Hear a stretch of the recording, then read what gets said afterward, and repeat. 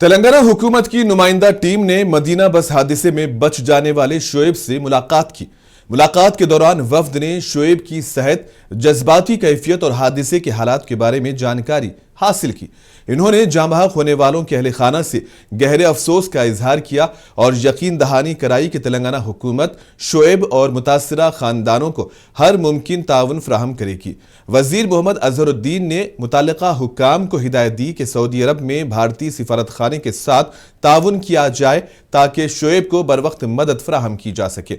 इन्होंने इस बात पर भी जोर दिया कि हुकूमत हर मुतासरा खानदान के साथ इस मुश्किल वक्त में खड़ी रहेगी।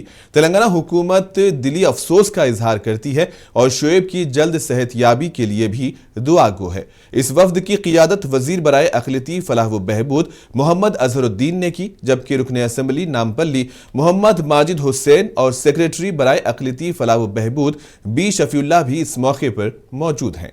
अभी हम सऊदी जर्मन हॉस्पिटल के सामने हैं।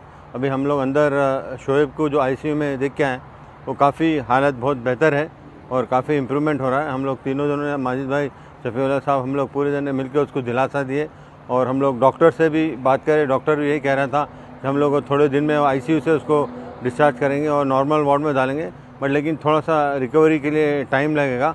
और मैं और एक चीज़ यहाँ पे कहना चाहूँगा कि जितने भी यहाँ पे अथॉरिटीज़ है, तो सऊदी अथॉरिटीज़ है, बिल्कुल अच्छी तरह से सपोर्ट कर रहे हैं और अच्छी तरह से कोऑपरेट कर रहे हैं।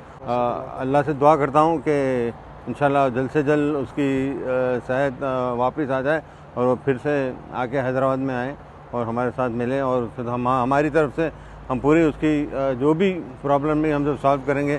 उसका पासपोर्ट का भी इशू है, तो इंशाल्लाह हम हाई कमीशन से रिक्वेस्ट करके उसका पासपोर्ट जल्द से जल्द दिला देंगे, क्योंकि वो कह रहा था कि मेरा पासपोर्ट भी उसमें जल गया। बट लेकिन एक बहुत ट्रैजिक इंसिडेंट था। बट हम अल्लाह से दुआ करते हैं कि जितने भी लोग जो मरहूमीन को अल्लाह मग़फ़िरत करे और जन्नत नसीब करे।